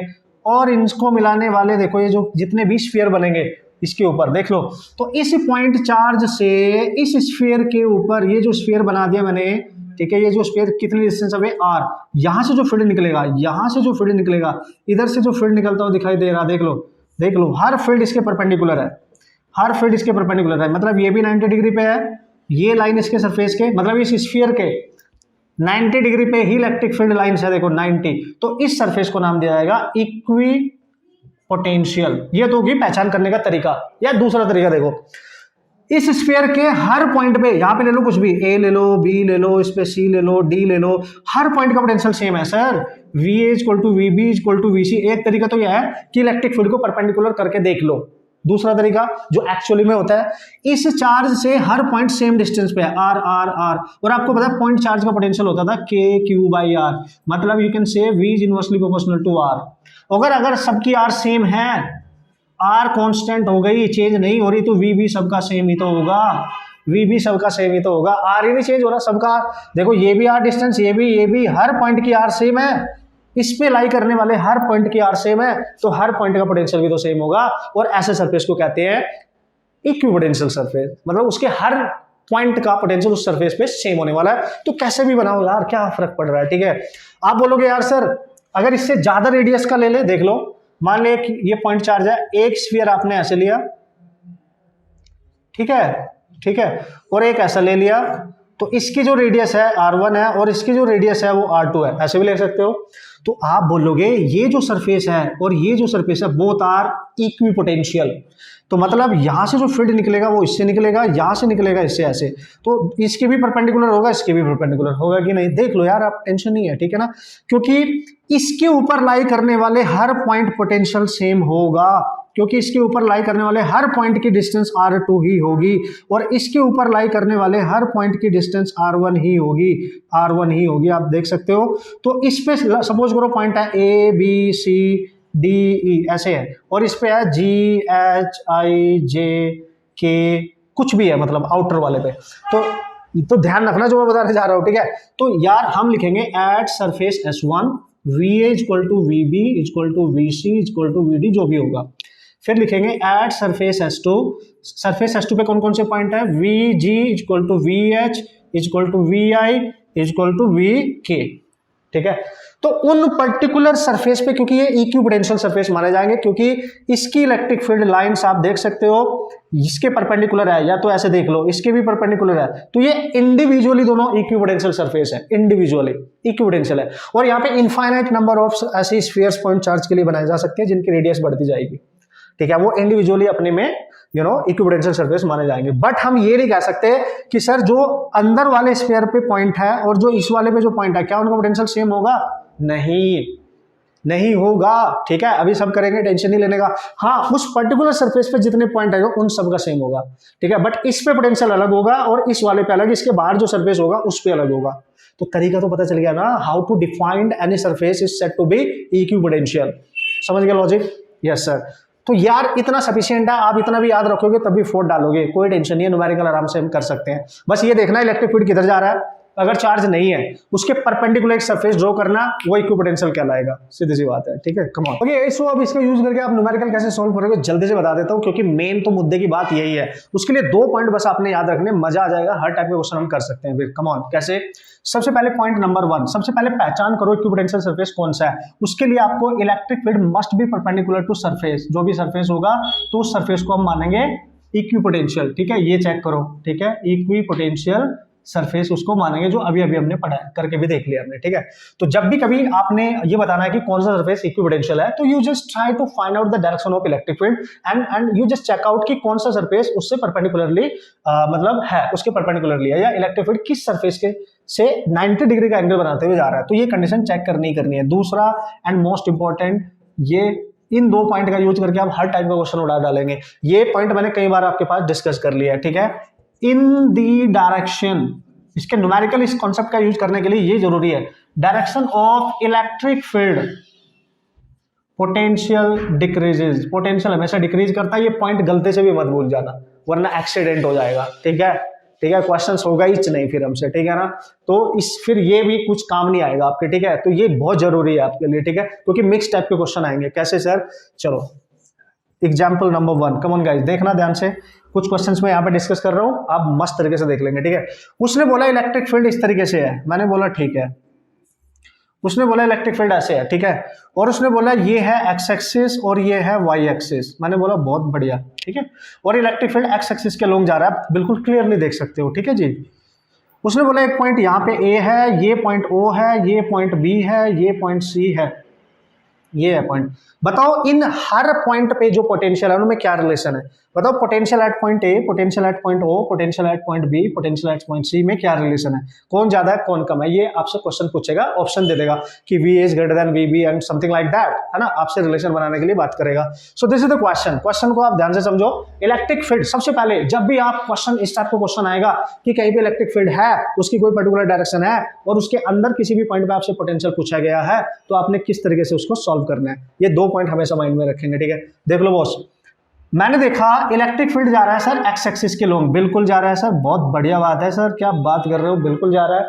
अब दोस्तों पॉइंट्स देखो कहां कहां पे हैं, देखो ध्यान से, है ना। ये जो पॉइंट ए है, चूंकि इलेक्ट्रिक फील्ड इधर से इधर जा रहा है, तो हमने लिखा है फील्ड की डायरेक्शन में जाने पे इलेक्ट्रिक फील्ड घटता है। तो जब हम इधर से इधर जाएंगे तो सबसे पहले कौन मिल रहा है? ए, उसके बाद ओ, फिर लास्ट में ये। और ओ पॉइंट को ध्यान से देखो, ओ पॉइंट को और सी पॉइंट तो एक ही लाइन पे है, एक ऐसी एक्सिस पे है जो वाई एक्सिस है, और वाई एक्सिस इलेक्ट्रिक फील्ड के साथ परपेंडिकुलर है। हर पॉइंट पे देख लो आप, है ना। वाई एक्सिस तो परपेंडिकुलर है। मतलब कहने का मेरा, इधर से अगर फील्ड जा रहा है तो सबसे पहले ए मिला, सबसे पीछे ए है, सबसे आगे कौन है? बी। और फील्ड की डायरेक्शन में जो सबसे आगे होगा उसका पोटेंशियल कम होगा, डिक्रीज कर रहा है ना। तो फील्ड की डायरेक्शन में जाने पे आप कैसे लिखोगे? बी का पोटेंशियल सबसे कम, फिर होगा ओ का, फिर सबसे ज्यादा होगा ए का। एक तो ये रिलेशन हो सकता है। अब एक चीज आप यहां मिस कर रहे हो, देख लो, जैसे ही ये इलेक्ट्रिक फील्ड यहां से यहां पहुंचेगा, यहां से यहां, तो इस लाइन के परपेंडिकुलर है। वाई एक्सिस पे जितने भी पॉइंट होंगे ना, सब पोटेंशियल सेम है, क्योंकि ये इक्वी पोटेंशियल का काम करेगा, इक्वी पोटेंशियल। तो इसके ऊपर कौन कौन से पॉइंट है? देखो, ए तो नहीं है इसके ऊपर, बी भी नहीं है, ओ है और सी है। मतलब मैं लिखूंगा V B is less than V O, और V O is equal to V B and greater than this one. A is greater than all these things। मतलब O और B जो पॉइंट है, ठीक है, B नहीं C, sorry this is C and this is B, this is A, ये it's cool. तो O और A पॉइंट एक ही लाइन पे है, एक ऐसी सरफेस पे है जो इलेक्ट्रिक फील्ड के परपेंडिकुलर है, दैट्स व्हाई इनका पोटेंशियल सेम है। तो दोनों कंसेप्ट यूज हो गए। In the direction of field potential decreases, हमने बना दिया है। और अगर कोई ऐसा सरफेस है जो फील्ड के परपेंडिकुलर हो, उस पे कोई पॉइंट है 2 3 4 5, उन सब का पोटेंशियल सेम होगा। तो आपने देखा O और C इस लाइन पे है जो इसके परपेंडिकुलर है। उड़ा दिया ना क्वेश्चन। इसी तरीके से क्वेश्चन आएंगे, इस तरीके से क्वेश्चन आप इजीली समझ सकते हो, कर सकते हो, कोई पंगा नहीं आएगा, कोई टेंशन नहीं लेने का, आराम से क्वेश्चन आपसे हो जाने वाले हैं। कर लेंगे ना बॉस? यस सर कर लेंगे, कोई टेंशन नहीं है, ठीक है। ओके इसको नेक्स्ट एग्जांपल देख लेते हैं और किस तरीके से इस पे यूज करके इसका क्वेश्चन आ सकते हैं। हर कैटेगरी में डिस्कस करूंगा, डोंट वरी अबाउट दैट। उसने बोला कि इलेक्ट्रिक फील्ड इधर को जा रहा है, वो दिख भी रहा है, ठीक है। या अगर नहीं डायग्राम देगा तो बोल देगा कि electric field is along x axis या वाई एक्सिस, ठीक है। And there is a surface, तो एक सरफेस यहाँ पे दे रखा है। तो आप देख सकते हो इलेक्ट्रिक फील्ड जब इससे पास हो रहा है तो सरफेस के परपेंडिकुलर है कि नहीं है? देख लो आप, पहले तो देखना ही देखना है। तो इसको बोलेंगे इक्वी पोटेंशियल सरफेस, बोलेंगे सर बिल्कुल अभी तो किया था, लेकिन आपसे पूछ रहा है फाइंड वर्क डन, आपसे पूछ रहा है find work done to move a charge q from A to B, ठीक है। अब आप देख लो कहां पे ए है कहां पे बी है। उसने बोला कि इस सरफेस पे ए पॉइंट पे एक चार्ज है क्यू और इसको ए से बी पे लेके जाना है। तो बताओ कितना वर्क डन करना पड़ेगा। याद करो वर्क डन निकालने का फॉर्मूला होता था जिसको लेके जा रहे हैं वो charge into potential difference, final minus initial, यही करते थे ना। ठीक है। तो वर्क डन कहां से लेके जा रहे हैं सर, ए से बी पर, किसको लेके जा रहे हैं सर, क्यू। फाइनल पोटेंशियल क्या है सर, बी पॉइंट। इनिशियल क्या है सर, ए पॉइंट। तो अगर ए बी का पोटेंशियल पता चल जाए तो आंसर नहीं आ जाएगा, है ना। फॉर्मूला पे से ये यूज करना है, इस पे क्वेश्चन में ऑलरेडी करा भी चुका हूं, ठीक है, जब हमने वर्क वगैरह पोटेंशियल वगैरह की हमने बात करी थी, ठीक है। तो मैंने देखा यार ए पॉइंट बी इसी सरफेस पे और बी भी, और ये पूरा सरफेस 90 डिग्री पे इलेक्ट्रिक फील्ड के, मतलब ये तो इक्विपोटेंशियल है, मतलब sir V A equal to तो वी बी होगा, क्योंकि दोनों पॉइंट सेम सरफेस में है। V A equal to V B cancel, तो there is no work done, there is no work done. ये पढ़ा भी होगा आपने कि अगर कोई इक्विपोटेंशियल सरफेस है, उसी सरफेस पे आप किसी एक पॉइंट को दूसरे पॉइंट पे, किसी एक चार्ज को एक पॉइंट से दूसरे पॉइंट पे शिफ्ट करते हो सेम सरफेस पे, तो there is no work done, ठीक है, क्योंकि इन दोनों का पोटेंशियल सेम है, तो पोटेंशियल डिफरेंस जीरो होगा, तो वर्क डन भी जीरो ही होगा। तो सर वर्क डन होगा कब, अभी बताऊंगा ना, टेंशन नहीं लेने का, अभी बताऊंगा। Okay so here we go, this is the next question, और इससे एक और फंड आपका बहुत अच्छे से क्लियर होने वाला है। तो किसी भी टाइप का क्वेश्चन हमारे एग्जाम में आएगा तो हम फोड़ के आएंगे, बढ़िया तरीके से मचा के आएंगे, कोई दिक्कत वाली बात नहीं है। आप जाके सॉल्व करना, अगर पीवाईक्यूज में आपके क्वेश्चन आए हैं तो नो प्रॉब्लम एट ऑल। तो देखो यहाँ पे कुछ लाइन्स उसने दिए हैं, कुछ सर्फेसेस दिए हैं। ये वाला जो सरफेस है इसका नाम दिया मैंने surface A, surface B, surface C, surface D, ठीक है। तो इसके ऊपर लिखा है 40 वोल्ट, मतलब इसके हर पॉइंट का पोटेंशियल 40 होगा। कैसे सर, नहीं पता, पहले दिखाना पड़ेगा कि इक्विपोटेंशियल है कि नहीं है, ठीक है। और ये जो सेकंड वाला है ये 30 वोल्ट पे है, ये 20 वोल्ट पे है, और ये 10 वोल्ट पे है। तो उसने पूछा find the work done to displace a charge q, कुछ होगा charge q from the surface A to B, A to D, कुछ भी पूछ सकता है, वैसे मैंने नॉर्मली आपको समझाने के लिए ले लिया, ठीक है, ठीक है। तो सबसे पहले दोस्तों बहुत इंपॉर्टेंट पॉइंट क्या है कि अगर वो बोलते हैं सारे इक्विपोटेंशियल है तो कोई टेंशन ही नहीं है। लेकिन अगर वो बोलता है कि इलेक्ट्रिक फील्ड की डायरेक्शन डिफाइन करो, इलेक्ट्रिक फील्ड की डायरेक्शन हमेशा यही करना है पहले आपने, define the direction of electric field, है ना, डिफाइन फर्स्टली, ठीक है, डिफाइन डायरेक्शन, ठीक है, डायरेक्शन ऑफ इलेक्ट्रिक फील्ड किधर को जा रहा है। अब देखो ये जो सरफेसेज हैं, व्हाटएवर जो भी सरफेस है, इन पे जो पोटेंशियल है वो किधर को जाने पे, लेफ्ट टू राइट या राइट टू लेफ्ट, इंक्रीज कर रहा है डिक्रीज कर रहा है, उसी के अकॉर्डिंग हम बना देंगे इलेक्ट्रिक फील्ड की डायरेक्शन, क्योंकि फील्ड उधर को होगा जिधर को पोटेंशियल कम हो रहा होगा, तो फील्ड की डायरेक्शन में जाने पे पोटेंशियल तो कम होता है। यहाँ पे है 40, यहाँ पे है 30, मतलब इधर से इधर जाने पे पोटेंशियल कम हो रहा है, तो पक्का इलेक्ट्रिक फील्ड लाइन परपेंडिकुलरली ऐसे जा रही है, पक्का। तो ये इलेक्ट्रिक फील्ड लाइंस होगी। अगर वो आपसे बोलेगा कि ड्रॉ करो इलेक्ट्रिक फील्ड लाइंस, तो आप ऐसे ड्रॉ करेंगे, एरो इधर को होगा, मतलब इलेक्ट्रिक फील्ड इधर जा रहा है, आप समझ गए होंगे, क्योंकि लेफ्ट से राइट जाने पे पोटेंशियल कम हो रहा है और फील्ड की डायरेक्शन में जाने से ही पोटेंशियल कम हो सकता है। तो पक्का अगर यहाँ पे इलेक्ट्रिक फील्ड लाइंस नहीं रिप्रेजेंट की गई हैं तो आप खुद बना सकते हो, and all the lines must be perpendicular to these surfaces, ठीक है। अब क्लियर है, अब आप कर सकते हो, देखो, ठीक है। अब उसने बोला वर्क डन निकालो to move a charge q, वो कहाँ पे है, ए से बी तक लेके जाना है, तो ये वाला ए है, मान लिया कोई चार्ज यहाँ पे ए है और आप इसको उठा के बी तक लेके जा रहे हो, ये रहा बी, तो ए से लेके जा रहे हो, उस पे पोटेंशियल कितना है, ये रहा, देखो। अब एक सरफेस से दूसरे पे लेके जा रहे हो, अब यहाँ वर्क डन जीरो नहीं होगा, क्योंकि ऐसा नहीं कर रहे हो आपकी इसको इसी सरफेस से किसी दूसरे पॉइंट पे इसी पे लेके जा रहे हो, वो तो जीरो ही होगा। अब 40 वाले से लेके 30 पे जा रहे हो, तो there is a potential difference. तो जब आप लेके जाओगे वर्क डन ए से बी, तो आप लिखोगे क्यू इंटू कहाँ पे लेके जा रहे हो, बी पे, तो बी का पोटेंशियल माइनस ए का पोटेंशियल, ठीक है। तो क्यू को लेके जा रहे हो तो क्यू रखो, बी पे पोटेंशियल है 30 माइनस जहां से लेके जा रहे हो वहां 40, तो आ गया -10 क्यू, ठीक है। और नेगेटिव क्यों आ रहा है, देखो, क्योंकि आप फील्ड की डायरेक्शन में जा रहे हो, फील्ड की डायरेक्शन में जाने से पोटेंशियल कम होगा, ज्यादा से कम की तरफ जा रहे हो, ठीक है। ये आ गया, ठीक है सर, ये आ गया W A to B, निकाल लेंगे, नो प्रॉब्लम। अब निकालना है A to D।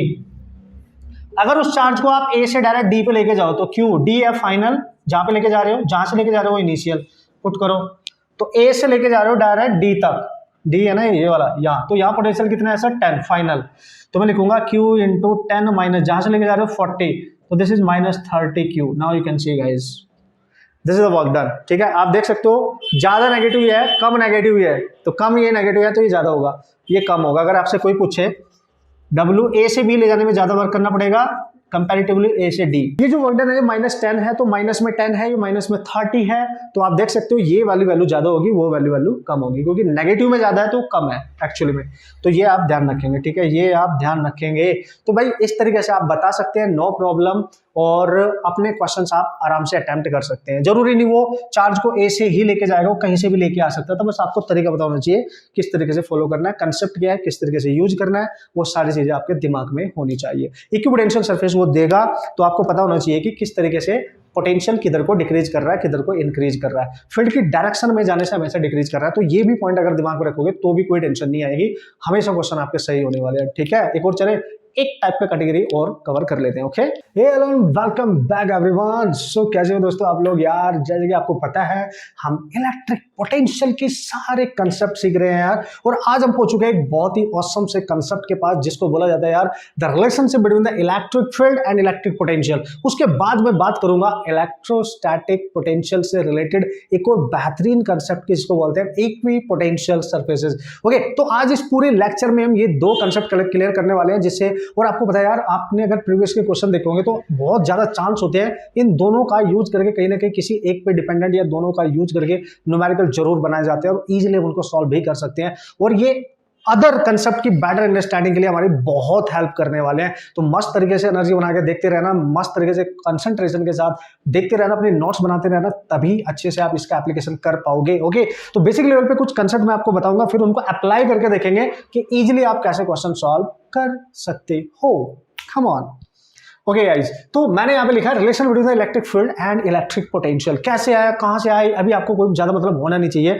आपने उस रिलेशन का यूज कैसे करना है ये ज्यादा इंपॉर्टेंट है हमारे लिए, क्योंकि हमने कॉम्पिटिटिव एग्जाम्स में उनका डायरेक्ट यूज करके क्वेश्चंस को बनाना है, अच्छे से। ठीक है, ओके सर। तो देखो भाई, सबसे पहले आप याद रखेंगे कि इलेक्ट्रिक फील्ड को लिखा जा सकता है माइनस dV ओवर dr, यानी नेगेटिव पोटेंशियल ग्रेडियंट। इसको आप लिख सकते हो, this is negative potential gradient.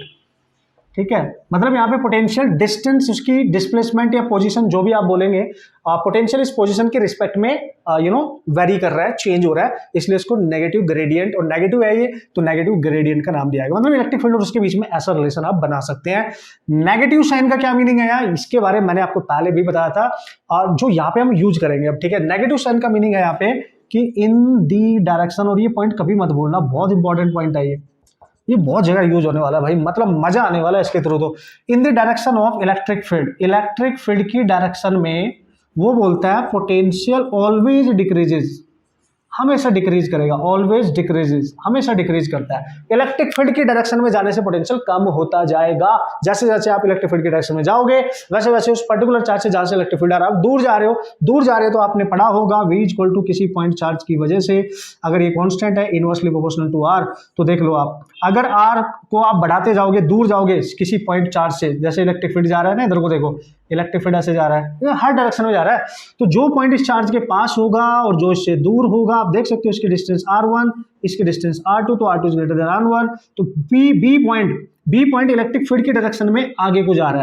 है ना, ए पॉइंट पीछे है, तो ऐसे भी समझ सकते हो, या यू कैन से ए पॉइंट चार्ज के पास है तो ऑब्वियसली इसका पोटेंशियल ज्यादा है, इसका कम, क्योंकि इसकी डिस्टेंस कम है, जिसकी डिस्टेंस ज्यादा उसका पोटेंशियल कम, तो यहाँ पे बी पे पोटेंशियल कम होगा और ए पे पोटेंशियल ज्यादा होगा, ऐसे आप समझ सकते हैं। ठीक है, ये बिल्कुल माइंड में क्लियर होना चाहिए कि फील्ड की डायरेक्शन में आगे जाने से पोटेंशियल डिक्रीज करता है। ठीक है, कूल। अब आ जाओ, इस रिलेशन को आप किस तरीके से यूज करोगे, बहुत इंपॉर्टेंट है। सर ये आया कहां से यार, आप बना सकते हो, कोई प्रॉब्लम नहीं है, अगर बनाना है तो बना सकते हो। आपको पता है पोटेंशियल जो होता था ना, पोटेंशियल डिफरेंस, अगर मैं स्मॉल पोटेंशियल लूँ, स्मॉल वर्क डन करूँ किसी यूनिट चार्ज को कहीं शिफ्ट करने में, ठीक है, एक पॉइंट से दूसरे पॉइंट शिफ्ट करने में, तो ये आप यहां से निकाल सकते हो, क्योंकि आपको वर्क डन निकालना पड़ेगा, और वर्क डन निकालने के लिए आपको एक्सटर्नल फोर्स अप्लाई करके स्मॉल डिस्प्लेसमेंट करना पड़ेगा। ठीक है, सपोज करो यहाँ पे आपने फील्ड दे रखा है, ये इलेक्ट्रिक फील्ड है, और एक चार्ज इसके अंदर आपने रख दिया Q, तो देखो इलेक्ट्रिक, अगर पॉजिटिव चार्ज है electric field automatically electrostatic force इधर को अप्लाई करेगा और इधर को भागना स्टार्ट करेगा। हम क्या करेंगे, उसको स्लो डाउन करने के लिए एक एक्सटर्नल फोर्स इस पे अप्लाई कर देंगे। ठीक है, external force against the electrostatic force, तो हमें एक वर्क डन यहाँ पे करना पड़ रहा है। अब यहाँ पे जो इलेक्ट्रिक फील्ड है आप देख सकते हो, इसके अपोजिट वर्क डन करना पड़ रहा है फील्ड के, इसको इधर को फोर्स लगाने के लिए, जिससे जिसकी अगर स्पीड इसकी बहुत ज्यादा इंक्रीज कर रही होगी तो डिक्रीज कर जाएगी, क्योंकि हमेशा चाहते हैं इस केस में, पोटेंशियल के केस में, कि स्पीड जो चार्ज की है वो मतलब एक तरीके से बहुत स्मॉल रहे, है ना, वेरी वेरी वेरी स्मॉल, ऐसे आप समझ सकते हो। तो ये एक्सटर्नल फोर्स चूंकि इस फोर्स के अपोजिट है, तो जब हम एक्सटर्नल फोर्स की वैल्यू पुट करेंगे तो Fe अपोजिट करेंगे, तो Fe होता है माइनस QE, और यहां से इसकी वैल्यू निकाल के यहां पुट कर देंगे तो माइनस में आ रहा है, तो पोटेंशियल आ जाएगा, माइनस साइन आएगा ही आएगा, क्योंकि ये इसके अपोजिट है। वो आप देख लेना, मतलब उसमें ज्यादा आपने फंसने की जरूरत नहीं है, कहां से आया मैंने बता दिया। वैसे यहाँ पे इसको यहाँ पुट करना और यहाँ पुट करना, Q से Q कैंसिल हो जाएगा, देख लो, अगर इसको Q नोट मान लो तो E और DR बचेगा, दिख भी रहा है आपको। ठीक है, अब यार इसको मैं ऐसे भी लिख सकता हूं, अगर मुझे dv निकालना पड़े तो dv को मैं लिख सकता हूं dr इधर आ जाएगा e इंटू डी आर, और चूंकि ये एक स्केलर क्वांटिटी है सर, ये एक वेक्टर है, तो दो वेक्टर का डॉट हो गया, क्योंकि ये डिस्प्लेसमेंट वेक्टर मान लो या पोजीशन वेक्टर, तो ये हो गया। तो dv को आप ऐसे लिख सकते हो, no problem, with negative sign. Most important point is with negative sign, negative sign is important है कि नहीं, याद रखियो बॉस, याद। और ये स्मॉल चेंज है पोटेंशियल का स्मॉल डिस्प्लेसमेंट के लिए, ठीक है। तो अगर इलेक्ट्रिक फील्ड यूनिफॉर्म है तो क्या करेंगे, नॉन यूनिफॉर्म है तो क्या करेंगे, कोई टेंशन नहीं, आराम से कर लेंगे, बस आप देखते जाओ how to use this formula to solve the numerical problem. चूंकि एक डॉट प्रोडक्ट हो गया, आप देख सकते हो डॉट प्रोडक्ट हो गया कि नहीं, तो इसको आप ऐसे भी लिख सकते हो। अगर मैं इसको यूनिफॉर्म फील्ड के लिए लिखूं, फॉर यूनिफॉर्म फील्ड, ठीक है, यूनिफॉर्म का मतलब ई कांस्टेंट होना चाहिए, ई चेंज नहीं होना चाहिए, यूनिफॉर्म होना चाहिए। जैसे ऐसे फील्ड लाइंस आपको दे रखी हैं, ठीक है, हर पॉइंट पे फील्ड सेम है, तो हम क्या करेंगे, डेल्टा वी, यहां से चेंज आएगा, इंटीग्रेट वगैरह कर देंगे ना यार बोथ साइड, ठीक है, इंटीग्रेट कर देंगे इसको बोथ साइड, तो ये आएगा माइनस ई, और ये है ए डॉट बी, तो E D R, delta r लिख लो, इंटू कॉस थीटा, ठीक है।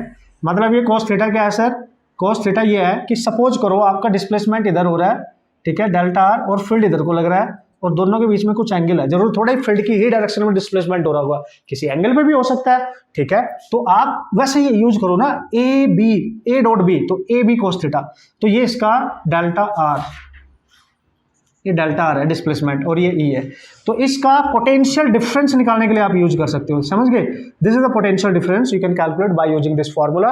पोटेंशियल डिफरेंस आप निकाल सकते हो, कोई पंगे वाली बात नहीं है, ऐसे समझना बस कि सपोज करो इधर कोई इलेक्ट्रिक फील्ड है और कोई चार्ज ए पॉइंट से जा रहा है, इधर को आप शिफ्ट कर रहे हैं उसको, ठीक है, तो ए से बी की डायरेक्शन में, तो यहाँ पे पोटेंशियल वी ए होगा और यहाँ पे पोटेंशियल वी बी होगा, ठीक है जी।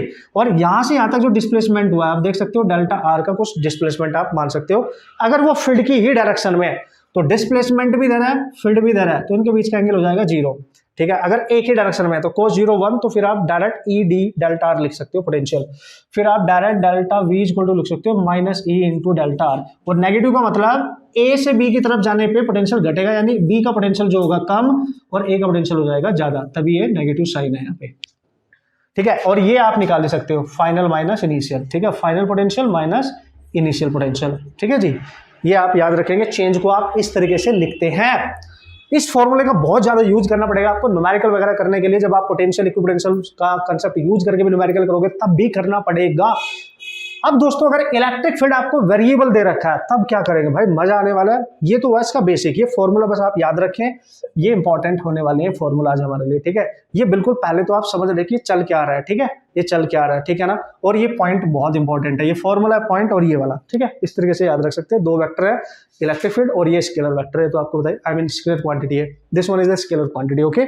अब लास्ट पॉइंट आपको बता देता हूं, फिर इन पे डिपेंडेंट कुछ क्वेश्चंस कर लेंगे तो आपको अप्लाई करना आ जाएगा कि किस तरीके से अप्लाई करना है, okay. So here we go and this is the next case. Next case क्या है, आप ध्यान से देखते रहना, बस बढ़िया तरीके से देखना, पूरा लेक्चर आपको अच्छे से समझ में आने वाला है, सारे कंसेप्ट आपके बिल्कुल क्लियर होने वाले हैं, ठीक है।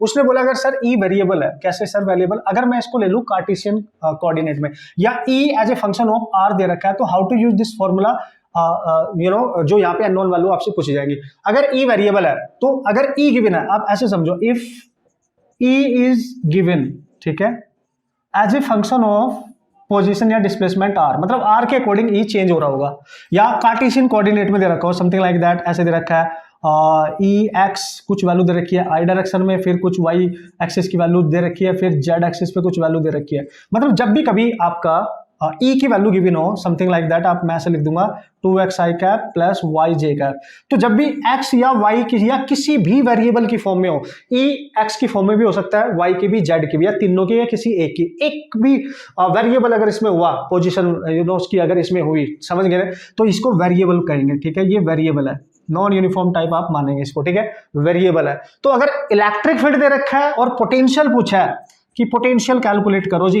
इलेक्ट्रिक फील्ड दी ऐसे दे रखा है, समझ जाओगे ना क्वेश्चन देखते ही। जब भी electric field x y z में से किसी एक के टर्म्स में भी हो, अगर सबके टर्म्स में है तो ऑब्वियसली करने वैसे ही करना है जो बताने जा रहा हूं। एक भी एक्स के टर्म्स में या वाई के जेड के, तो वेरिएबल केस माना जाएगा। तब आपको पोटेंशियल निकालना होगा, यहां से निकालेंगे, देखो ई डी आर मल्टीप्लाई कर दो minus D B, integrate both side, तो हम लिखेंगे dv का इंटीग्रेशन और इधर लेंगे minus sine, minus integration e into D R, ठीक है जी। तो ये पोटेंशियल का डिफरेंस होगा, किसी एक पॉइंट से किसी दूसरे पॉइंट तक लिमिट जाएगी, और पोजीशन दे रखी है r के टर्म्स में, तो r1 से r2 तक जाएगी, और e की वैल्यू जो भी गिवन होगी, अगर r है r के टर्म्स में गिवन होगी, सपोज करो e की वैल्यू सपोज करो दे रखा है आपको 2r² + 1, तो r के टर्म्स में, तो लिमिट भी r की ही लगेगी। अब आप इसको इंटीग्रेट करेंगे, जब dv का इंटीग्रेशन करेंगे, आप सबको पता है दोस्तों, dv का इंटीग्रेशन आप लिखने वाले हो v और लिमिट लगा के v, लिमिट लगा देंगे v1 से v2, और यहाँ पे लिखेंगे माइनस इंटीग्रेशन r1 से r2, e की जो भी वैल्यू होगी आप पुट कर देना इंटू डी आर, इंटीग्रेट कर देना, upper limit minus lower limit है, v की जगह पहले v2 लिखो, फिर v1 लिखो, फिर आप इस फॉर्मूले को बना सकते हैं r1 से r2 e into D R. तो this is the expression, you can use this expression something like that. Sir अगर आपको e दे रखा होगा, सपोज करो 2x ही दे रखा है बस, या 4x² दे रखा है, तो e x के टर्म्स में है ना, तो यहाँ पे आप क्या लिखेंगे 4x² इंटू r की जगह dx लिख देंगे फिर। तो r एक पोजीशन वेक्टर है, वो कार्टेशियन फॉर्म में x भी हो सकता है, y भी और z भी है, किसी 2D में भी हो सकता है, 3D में भी हो सकता है, ठीक है।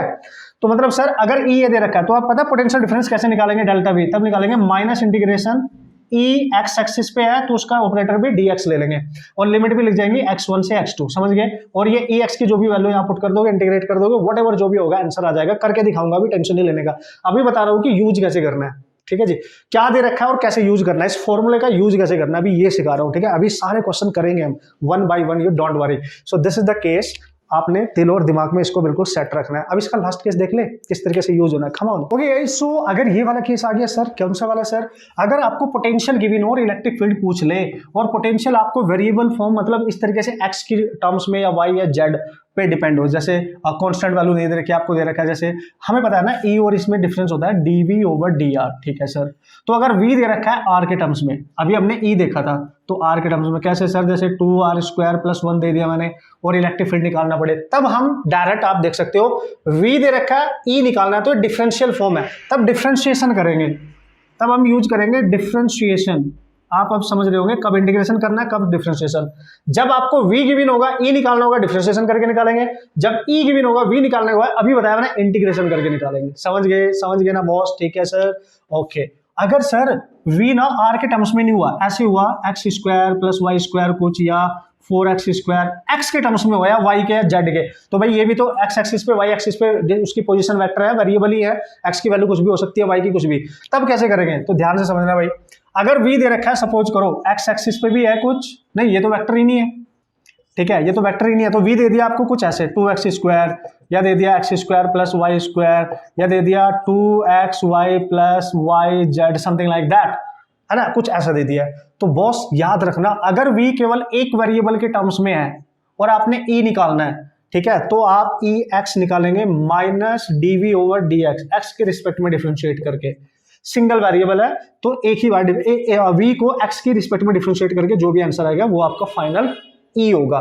लेकिन अगर v आपको एक से ज्यादा वेरिएबल के टर्म्स में है, देखो x भी है और y भी है, तो यहाँ पे चूंकि पोटेंशियल x पे भी डिपेंड कर रहा है, y पे भी, तो इसके लिए आपको e x एक्सिस पे भी इलेक्ट्रिक फील्ड निकालना पड़ेगा, y पे भी निकालना पड़ेगा, ध्यान से समझना, x पे भी निकालना पड़ेगा और y पे भी निकालना पड़ेगा। तब क्या करेंगे सर, तो पहले x पे निकालेंगे, जब दोस्तों x पे निकालेंगे आप, तो हम लिखेंगे dv/dx, ठीक है, y को उस समय कांस्टेंट मान लेना है, ये तरीका होता है, ठीक है, ये तरीका है, पार्शियल डिफरेंशिएशन करना है, सब करके दिखाऊंगा। अच्छा सर, जब ये y पे भी डिपेंड कर रहा है तो आप y निकालेंगे, dv/dy, y के रिस्पेक्ट में डिफरेंशिएट करोगे तो x को कांस्टेंट मान लेंगे, मतलब अगर v एक से ज्यादा वेरिएबल के टर्म्स में है, x y z तीनों ही है, तो जब x के रिस्पेक्ट में कर रहे होंगे तो y और z को कांस्टेंट मान लेंगे, y के रिस्पेक्ट में कर रहे होंगे तो x और z को कांस्टेंट मान के करेंगे, और जब दोनों आ जाएंगे तो फाइनल नेट e निकालने के लिए आपको x एक्सिस का ई i कैप के साथ, y एक्सिस का ई j के साथ वेक्टर में लिखना होगा, क्योंकि इलेक्ट्रिक फील्ड एक वेक्टर है, तो x का i कैप, y का j कैप के साथ।